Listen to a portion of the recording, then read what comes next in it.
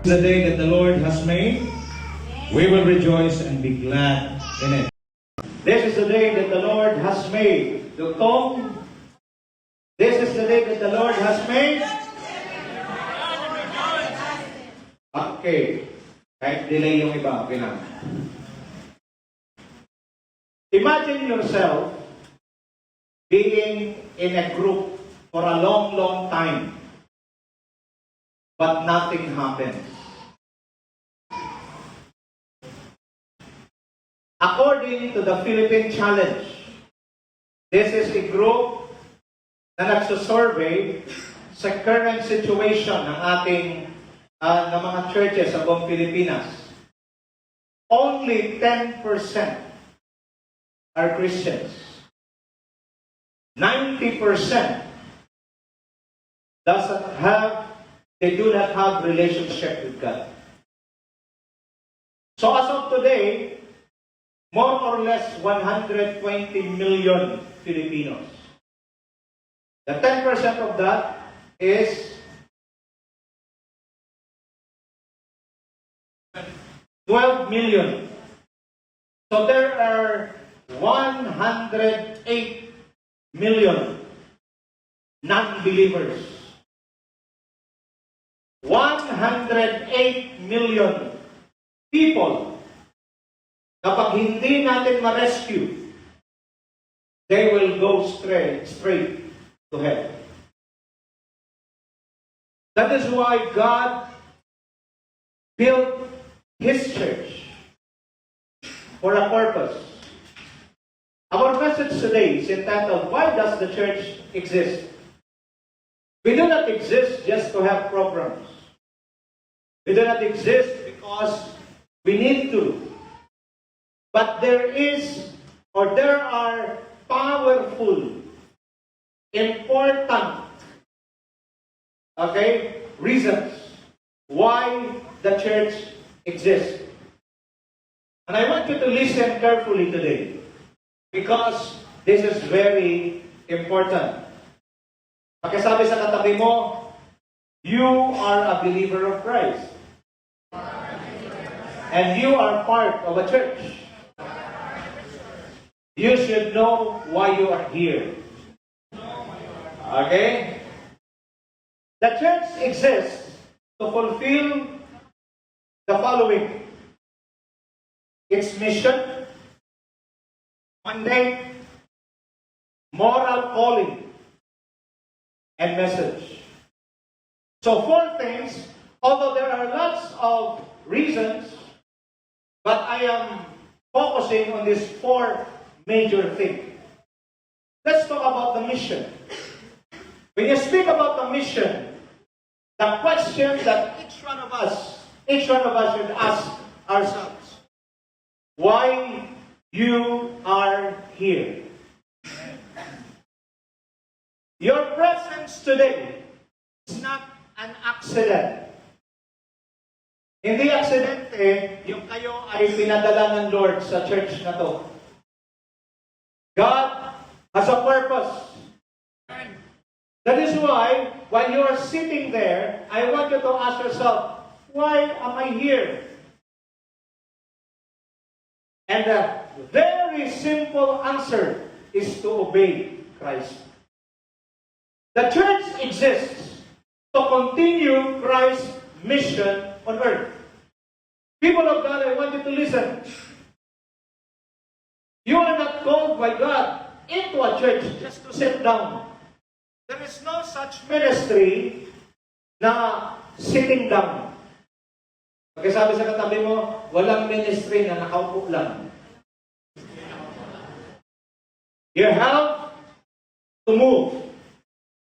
Meron nga tayong sinasabi, galaw-galaw din. Baka mastro. We will continue the mission of Jesus on earth.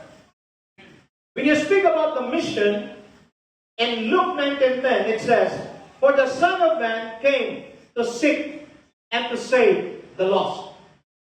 One of the major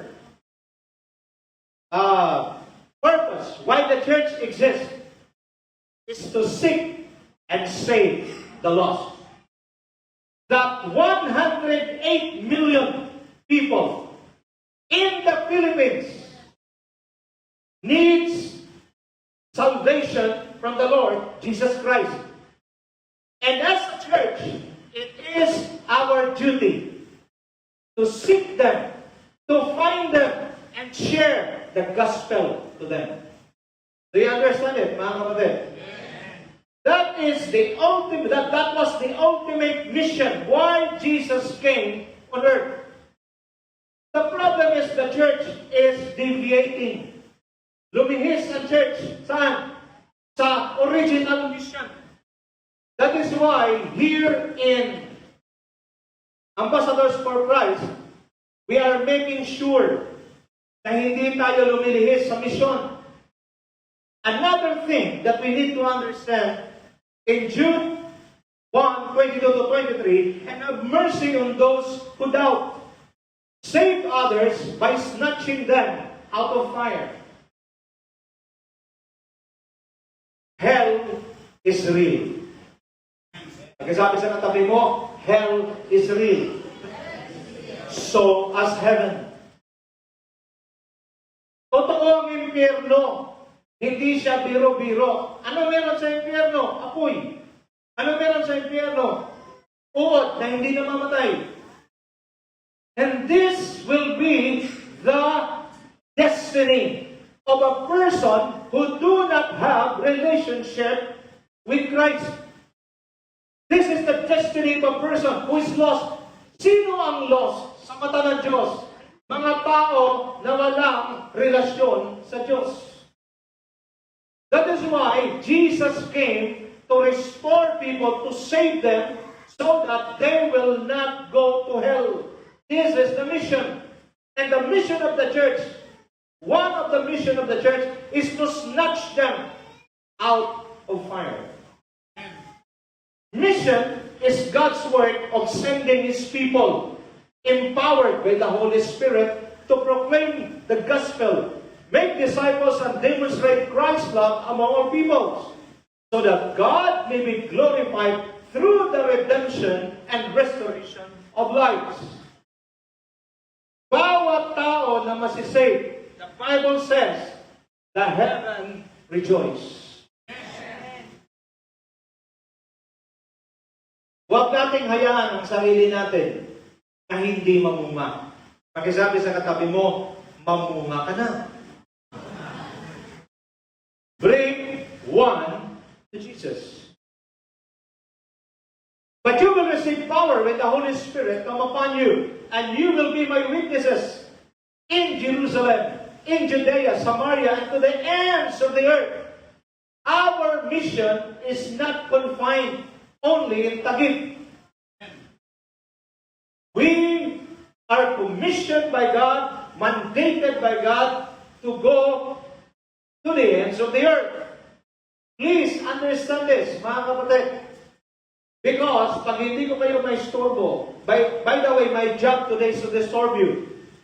If I fail to disturb you, then I'll be a failure today. Our mission, bring one to Jesus. Bring someone to Jesus and let God transform them. If you cannot share, just bring someone. And I would like to commend one of our worship team member, Andrea, for bringing his classmates here. Okay? 4 sila, tama ba? Yan ang trabaho natin. Bring one to Jesus. This man, look at me now, this man standing before you, wala ako ngayon kung wala nag-invite sa akin. Because someone brought me to Jesus, this ruined, nonsense, broken life was now made whole by God Himself. I cannot imagine myself standing before you, preaching the Word of God. I cannot. Why? Because I know my life. Kung wala ako kay Jesus ngayon, I am now 6 feet below the ground. But God restored restores broken pieces, and make it and to become a wonderful masterpiece. I am lost, but Jesus found me. But there was someone who brought me to Jesus. Maybe some of you are here, you become a believer of Christ because someone brought you to Jesus. This is our mission. Number 2, Monday. What must we do? Number 1, why we are here. Number 2, what must we do? This is the Monday. The Monday is to make disciples. Pakisabi sa katabi mo, make disciples. Listen carefully. You can never make disciples unless you are a disciple. The church exists to obey God's commission. A mandate is an authoritative mission given by God that entrusts His people with specific mission, empowers them and accomplish it, and holds them accountable for faithful obedience. Can you look at me now? Ang nagbigay ng mandato, Diyos. At ang mandato ay ito. Then Jesus came to them and said, all authority is given on earth. Authority in heaven and on earth has given to me. Go and make disciples of all nations, baptizing them in the name of the Father and the Son and the Holy Spirit, teaching them to obey all that I have commanded you. Listen carefully. The one who gave the mandate is God. Biblically, a mandate is not merely permission to act. It is a divine responsibility to fulfill God's purposes under His authority. Ang sarap, no?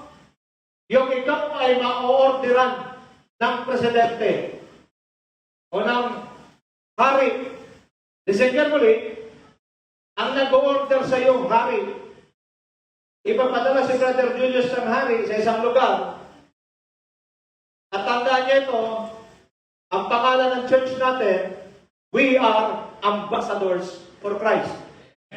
An ambassador is being sent by a king to represent him on a place where the king wants him to go. The king that we are serving is in heaven. I said is in heaven. And we are sent by our king on earth to represent him. That is why hindi pwede. Pag tinanong kayo ngayon, are you an ambassador for Christ? Answer, yes. Aba, pag sinasabi, Sister Lucy, na ikaw ay ambassador for Christ, ang unang titingnan, understand this? Kahit saan kayo pumunta, ang bahay ng ambasador ay kakaiba. Watch me now. Kahit Brother Julius nandun sa isang mahirap na bansa, pag nagpadala ang ambasador ng Amerika sa bansang yan, hindi siya katulad ng mahirap na naroon. Ang kanyang representation ay katulad ng Amerika. Naintindihan? Naintindihan? An ambassador represents the king and represents the nation that sent him. Ang ating king ay walang iba kundi ang Diyos na makapangyarihan sa lahat. At ang ating nation is a powerful nation above all nations on earth, and that is heaven. That is why, pag naintindihan natin ito, hindi tayo lulugo-lugo. Hindi tayo mahihina. Hindi tayo namumroblema palagi. Why? Because an ambassador will just simply represent the king. He will represent the nation, and the king will be the one to provide all his needs. Here? Sasakyan ng ambasador, tirahan ng ambasador, pag-aaral ng mga anak ng ambasador, lahat sagot ng hari at sagot ng kanyang sending nation. Why? Because he is representing the nation and the king. Malinaw. Ang problema, bakit hindi natin naintindihan? If we fail to understand this, there's a big tendency that we do not represent Him.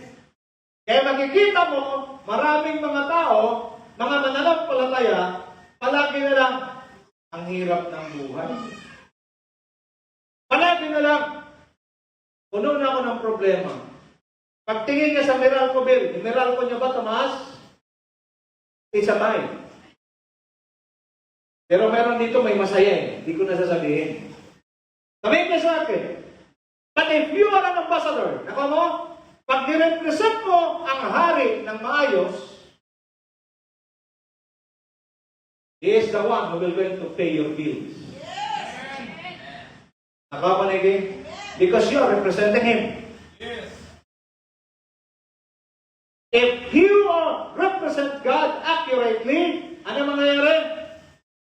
He will heal your sickness. Kasi hindi pwede magkasakit ang ambasador. Kasi if an ambassador is sick, he cannot represent God. Malinaw. The ambassador does not represent himself. He carries, number one, the authority of the king. Our authority comes from the king. The message of the king. The mission of the king. And he is accountable to the king. Tumingin sa akin, Ambassadors for Christ, mananagot tayo sa Diyos pag hindi natin ginawa ang mandatong ito. That is why God sent me to you today to explain to you, you are not called to this church just to sit down, doing nothing. I'm not here just to please you, but to remind you of your main task. Because whether we like it or not, we will be accountable before God. Pag tinanong ka, Wendell, anong ginawa mo nung naroon ka sa lupa, nasa Ambassadors for Christ ka? Are you representing me accurately? Testing, are you representing me accurately? Have you sent the message? Are you representing me accurately? Have you done the mission that I'm telling you? Why? Because there will be an accountability. At the end of the day, all of us will face God. And the moment we face God, He will not look for your money, how much money you have accumulated on earth. He will not look for your success, how many houses and cars you have. Anong kanyang tatanungin? Have you fulfilled the mission and the mandate? And that is to seek and save the lost, and that is to preach and make disciples. Tumingin sa akin, once ng ambassador ay hindi na ginagawa yung mandato ng hari at ng langit, bagkos napunta ang kanyang isip sa sanlibutan, ang tawag dyan, treason. Pagtataksil. Patawarin niyo ako lahat, mahal ko kayo, pero pag hindi ka na nakafocus sa disciple making, sa soul winning, you are committing treason against the King and heaven. Kayo mga nakikinig dyan, alay, pagtataksil sa Diyos at sa langit na pag hindi na tayo nagsosolving at hindi na rin tayo nagdi-disciple. Because the King mandated us. The message is very simple. Laging tandaan, kahit bata pa tayo, ang kamatayan, walang pinipili. Bata, baby, matanda, teenager, walang pinipili. That is why there is an urgent call for all ambassadors for Christ. Pakitanong yung katabi mo, are you an ambassador for Christ? Malabang, kasi nandito kayo sa Ambassadors for Christ.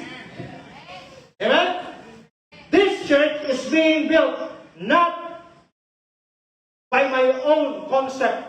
I prayed for the name of this church, and God had given me ambassadors for Christ. Do you want a verse? 2 Corinthians 5:20, King James Version. Biblical mandate, key elements, authority. Since God is the Creator and Sovereign Lord, His mandates carry absolute authority. That is why I am willing to send any one of you, wherever you go, just tell me, and then we will going to pray for you and support you. Why? Because I believe if God is the one mandating us to do things for Him, that authority that we get is absolute. Humarang na ang buong impyerno at impakto at demonyo kung sino man ang gagamitin niya, hindi kayang pigilan ang mga tao na gumagawa ng kalooban ng Diyos. The authority that we carry. Huwag kayo matakot. Kahit saan kayo ng Diyos mapupuntahin, share the gospel. Why? Because the authority that you carry is absolute. Assignment. God never gives authority without purpose. Hindi ka ng Diyos inilagay sa kalalagayan mo ngayon nang walang dahilan. There's a purpose. When God created Adam, Adam was created to cultivate and to take care of the garden. Kung saan trabaho, kung saan lugar ka ng Diyos nila, ano man ang pinagkakabalahan mo araw-araw, yan ang iyong i-conquer. Yan ang iyong i-take dominion. And remember, you have an absolute authority. Use that authority in the name of Jesus, and the Lord will going to use you mightily.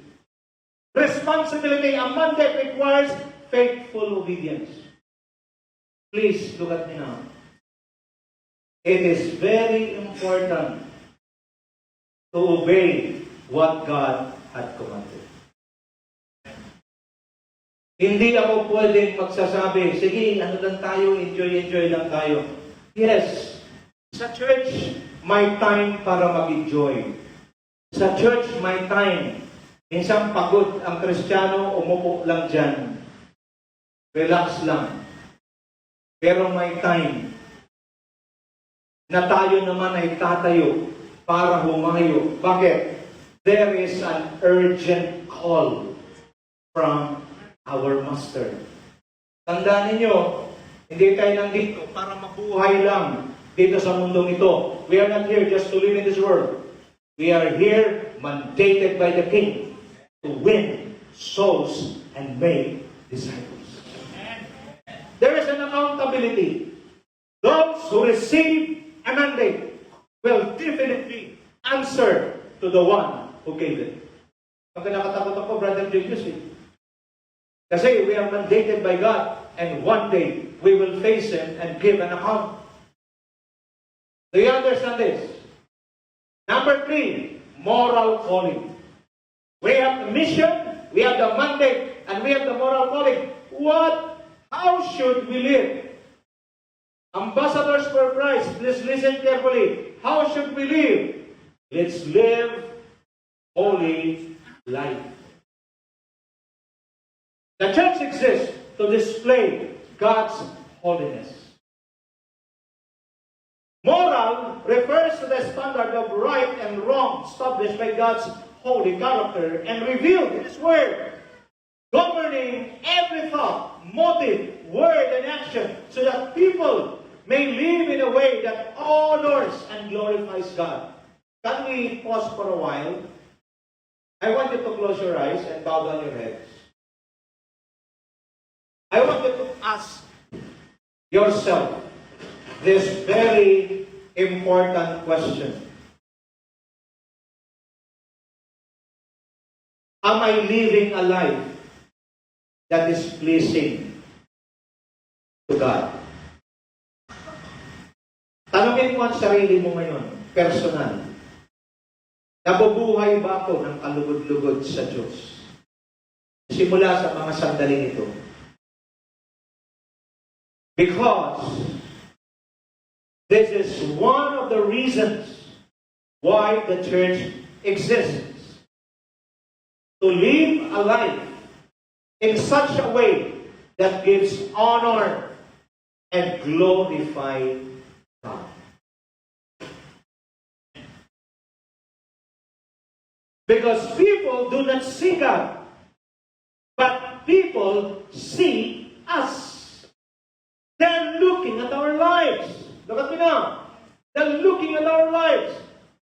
Wala kayo napupuna, pag unbeliever ang sumabit, parang okay lang. Napansin nyo? Unbeliever yung nagkamali, parang okay lang. Pero pansinin nyo, pag Christian ang sumabit, ano sinasabi? Christian pa naman? Ka-Bible po. Iba ang standard ng Kristiyano kaysa hindi. Pansinin mo, Mayor, nagkaroon ng 5 ganito. Parang okay lang eh. Pero pag sinasabi, isang pastor ang nahulog sa hagdan. Headline eh. Okay, I am asking, bakit ganun ka-highlight? Why? Because people understand. They understand that if we are representing God, if we are a believer of God, they're expecting to see a holy. But just as He called you is holy, so be holy in all you do. Can you look at me now? In our mind, in our heart, in our words, and in our action. Before you speak, ask, is this a holy word? Is this a holy thought? Is this a holy desire? Is this a holy action or act? Understand this. I love you. Amen. Sinusugod talaga niya ako. Do you understand it? Because you are representing. So, paano ka mag-isip ngayon habang nakikinig ka sa akin? Baka iniisip mo, anong ulam kaya mamaya? It is not a holy. Habang nandito ka ngayon, iniisip mo, galit na galit ka sa kapitbahay mo kasi yung aso niya doon dinala sa harapan mo at doon nagbitaw ng bomba. It's not holy. Or maybe pag naisip mo ang isang politician, pag naisip mo isang politician, at nakita mo na siya'y kasama sa binanggit na tumanggap ng, ano yun? Sabi niyo talaga, ano? At nag-create ngayon ng alin? Gagalit ka na naman. Why? It's not a holy thought. It's not a holy desire. So let's watch ourselves. Bakit? Para yung mga tao na tumitingin sa atin, hindi sila may stumble. Do you understand this? We are salt and light of the world. Look at me now. Sabi ni Lord, you are the salt of the earth. Salt has 2 major purposes. Number 1, to preserve. Wala kayong napupuna? Pag ikaw ay bumili ng isda para wag mabulok, lalagyan mo ng salt. And number 2, salt to give savor. Tama ba? Di ba? Pag nagluluto ka ng sinigang, pag walang asin, matabang. Anong ibig sabihin? Nagbibigay ng lasa ang buhay mo. At isa pa sa function ng salt, nagdi-disinfect. Wala ka napupuna. Pag ikaw ay may singaw, magmumog ka lang ng salt. Pag ikaw ay mayroong sore throat, magmumog ka ng salt. Napakaraming function ng salt. To disinfect, to preserve, and to gain savor sa mga pagluluto natin. Sana, ganun din ang ating purpose. Pag nakita ka ng mga tao, yung mga discouraged, na-encourage. Hindi yung pag nakita kang discouraged na siya, lalo pa siya na-discourage. There's a story. There was a man who was about to commit suicide. Pero bago siya tatalon siya, Brother Julius, sa tulay. Sabi niya, Nicky, hindi ako tatalon sa tulay. Brother Guido, sabi niya, hindi ako tatalon sa tulay. Kung yung unang tao na makita ko ay nakangiti. Pero pag hindi nakangiti, tatalon siya. Kung ikaw yung tao na makita ng mag-suicide, tatalon o hindi? Pakitanong yung katabi mo, kung ikaw yung unang taong makita niya, tatalon siya o hindi?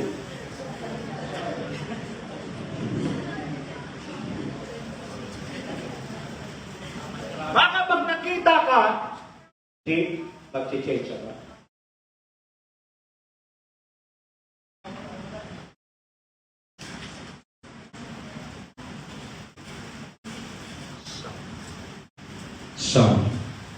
Walang asin. Pag nakita ka, kung ikaw yun, tatalon, hindi.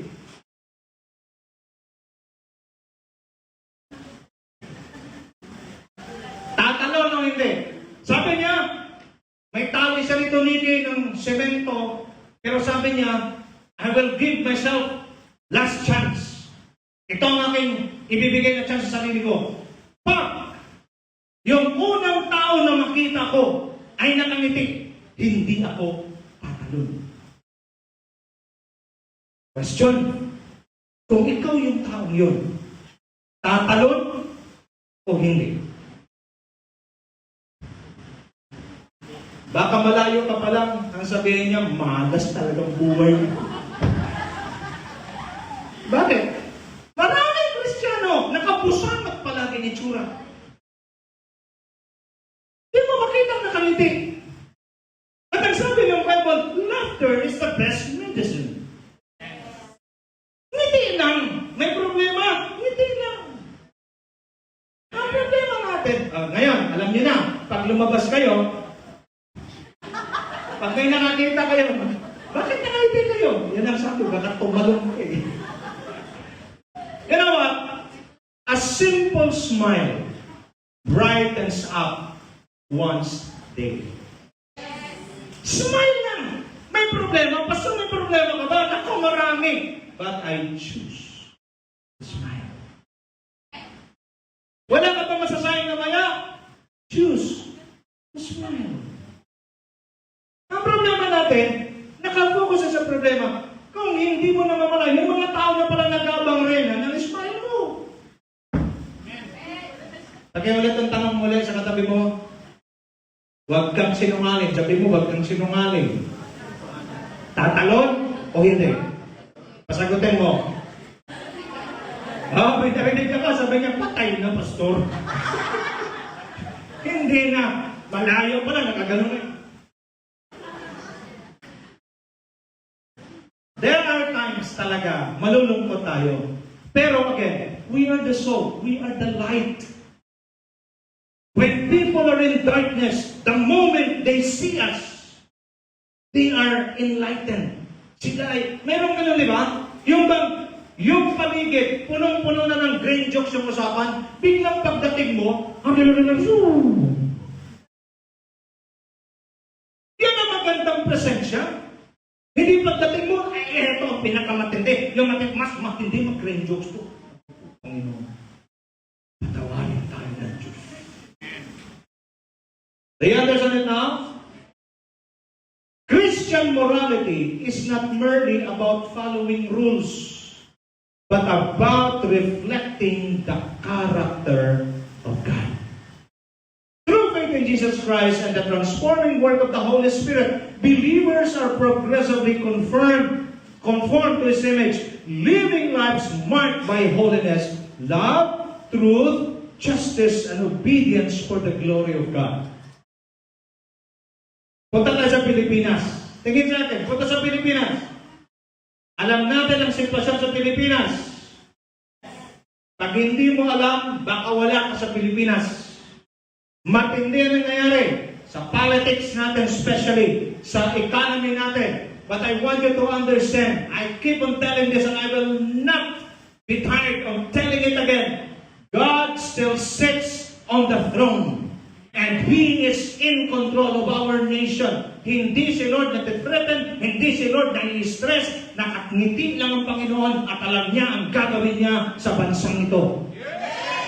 Do you believe in that? Palakpakan natin siya. Hallelujah. Yung palakpak na babangon ng Pilipinas at minsan pa tatanghalin one of the greatest nation in Asia. Do you believe in that? It is not people. Pero pag nakita ninyo yung mga nakakainis, huwag na lang kayong magbukas ng Facebook. Pakiusap ko lang. Ngayon pag naisip nyo sila, ang sabi ng isang pastor, maraming mga Kristiyano sa halip na ipag-pray, nagagalit pa. Eh, kagalit-galit naman talaga. Pero again, we are ambassadors for Christ. Kung friend namin kayo sa Facebook, makikita ninyo ang Facebook namin. Wala kayong mabasa na komentaryo laban kahit kanino. Pagkos puro encouragement. Pwede mo ba ma-encourage kayo ngayon? Mag-post kayo ng prayer. Prayer for our president. Prayer for our the senators, the congressmen. Pag-pray natin, lahat ng sinabing tumanggap, wala pa naman tayong ebidensya, pag-pray natin. Why? Because whether we like it or not, in this nation, God is very particular. God mentioned in His Word that truth will always prevail. Paano parang pastor? Diyos na ang bahala. Pero sinabi na ng Diyos, the truth will always prevail. Mabubunyag din yan. Kaso ang problema, huwag tayong sumabay. Do you understand it? Number 4, the message. What should we proclaim? Proclaim the gospel. The church exists to proclaim God's message of reconciliation. Because a holy God and a sinful man have a fight. There's a war going on. Makinig kayo mabuti sa akin. Ang isang tao na wala kay Kristo, siya ay itinuturing na kaaway ng Diyos. Brother Julius, pwede nating awayin kahit sinong tao eh. Huwag lang Diyos. Kasi pag ang Diyos ang pinakalaban mo, di pa nagsimula ang laban, talo ka na. That is why I have pity for those who mention and boldly proclaim. I ask someone, a young people, I ask her, do you believe in God? She told me straight, I don't believe in God. There is no God. Gulat ako, sabi ko, bigat nito. G, pwede mag-request? Psalms 14 verse 1. Kasi gusto kong, in proclaiming the gospel, you will encounter people who have no faith in God. But look at the Bible. What the Bible says. Mga anak, mga kayo ha? Do you believe in God? Do you believe in God? Good. Because kaedad niyo yun. Wala raw Diyos. Tingnan natin ano sabi ng Bible. Those who proclaim, who declare that there is no God. Tingnan natin. Psalms 14:1. 14, 1-4. Verse 1. I want you to read this because this is important. The fool says in his heart, there is no God. They are corrupt in their deeds. Their deeds are vile. There is no one who does good. The moment you proclaim that there is no God, you are a fool, not me, saying, but the word of God. Kamangmangan, pag sinasabi mo, walang Diyos. The That is why we need to proclaim the gospel. Because whether you like it or not, there are people who do not believe in God. And this is a tragedy. Trahedya. Ang akala mong tragedy ay yung nabangga, tapos natanggal yung ulo. Trahedya rin yun. Pero the greatest tragedy of all tragedies is when a person begins to believe that there is no God. And that person, in the eyes of God, is a fool. Malinaw? And the devil is trying to convince you, Monica, na walang Diyos. Yan ang trabaho ni Satanas, convincing ka walang Diyos. Ikaw may Diyos, bakit nahihirapan ka? Ikaw may Diyos, bakit wala kang pera? Ikaw may Diyos, bakit may sakit ka? Ikaw may Diyos, bakit hindi na-resolve itong blood control issue? Sa mga tunay na nakakaintindi sa Diyos, may blood control o wala, may sakit o wala, may pera o wala, basta kasama mo ang Diyos, mabubuhay ka at bubuhayin ka niya. Period! Na napakalaki. Palakpakan natin ang Panginoon. Amen? Balik tayo, Jay. I was shocked by the answer of that young woman. The church exists to proclaim the message of reconciliation. The gospel is the good news of Jesus Christ, dying and rising to save us from our sins in order to reconcile sinful man to the holy God. And 2 Corinthians 5:18 to 20, and we are ambassadors for Christ, and as if He has committed us this message of reconciliation. We are ambassadors for Christ. As though God were making His appeal through us, we implore you on Christ's behalf, be reconciled to God. Tingin sa akin, anong trabaho natin? Pagkasunduin ang banal na Diyos at ang makasalanang tao. Kaya sa araw na ito, ang hamon sa atin, ambassadors for Christ, people, share the gospel. Chris, open your mouth and share the love of God. Share the gospel to the people. 1 Corinthians 15:1-4.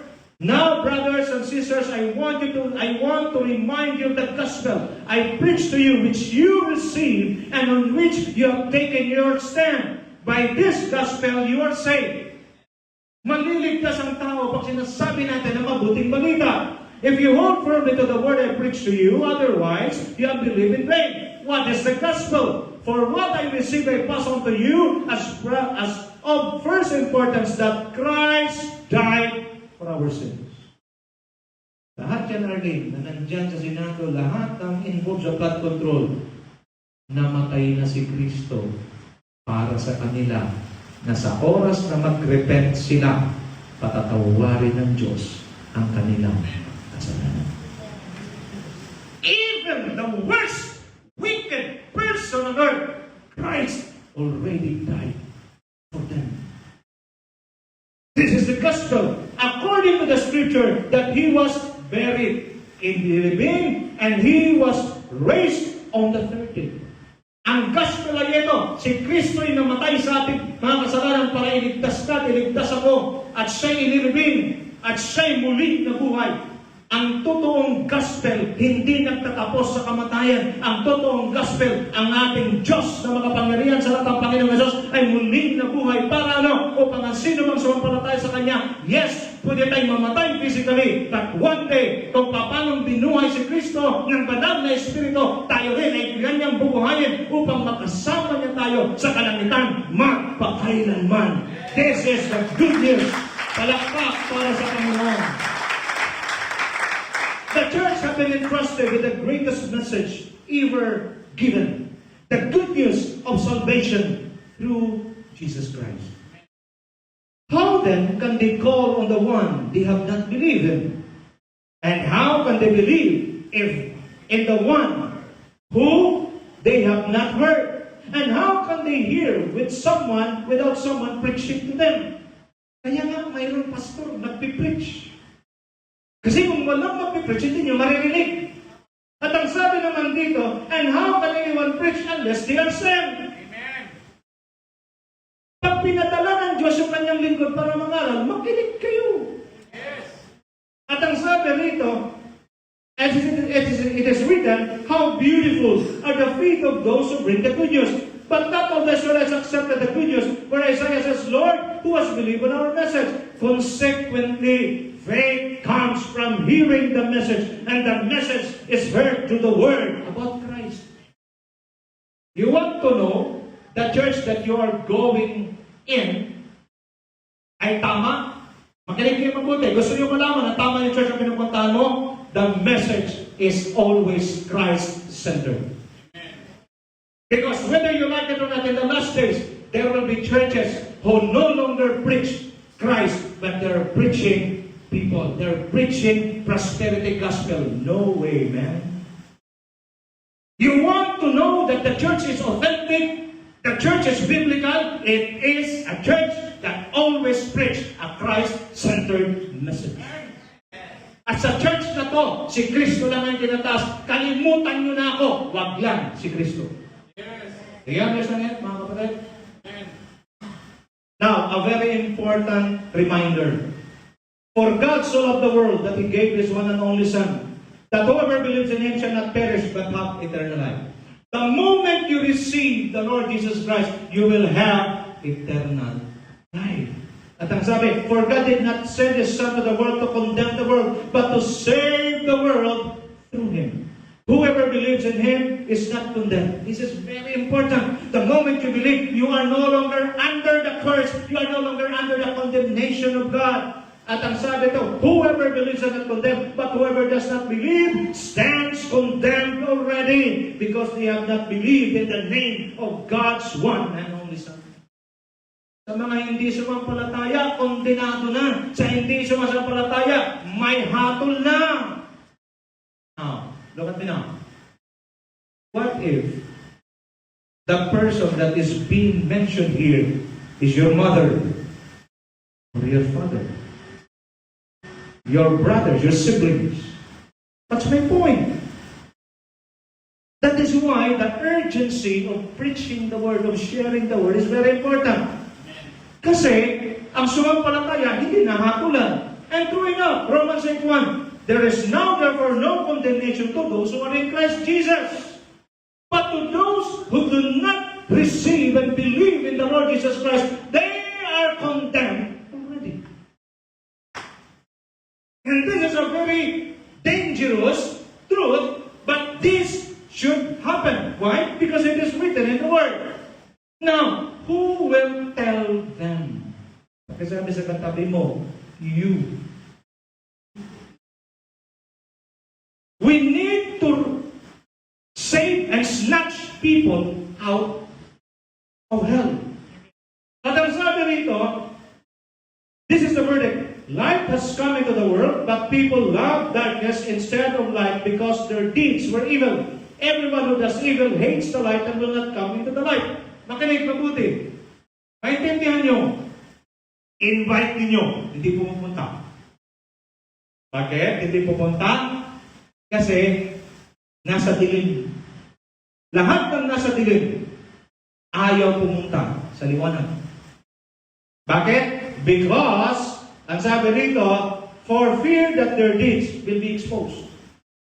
Kaya yung mga nasa dilim, ayaw pumunta sa liwanag. Kasi pag pumunta sa liwanag, mabubulgar yung kanilang sikreto.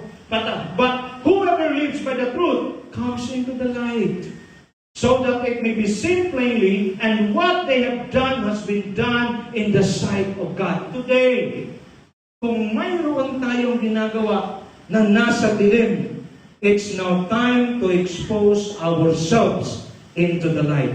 Kasi ang sabi ng Bible, pag ikaw ay pumunta kay Kristo, maliliwanagan ka. At pag nalaliwanagan ka, tandaan mo ito, sisimulan kanyang linisin.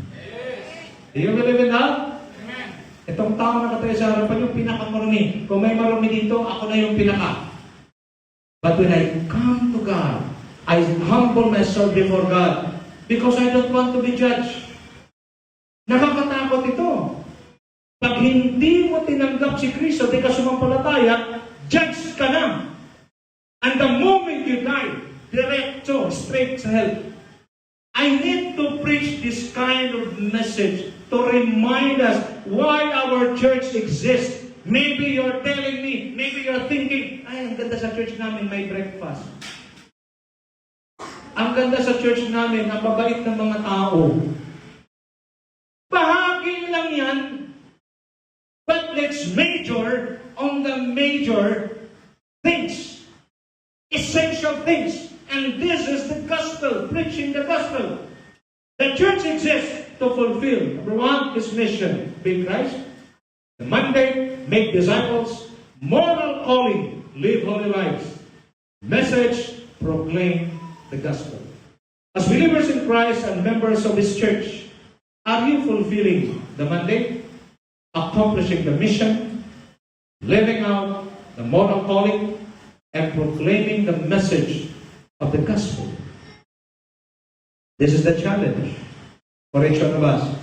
And to respond to this challenge, let us bring one to Jesus on July 26, 2026, next Sunday at 7 a.m. Bring someone to Jesus and let God transform them. May I request everyone to please stand?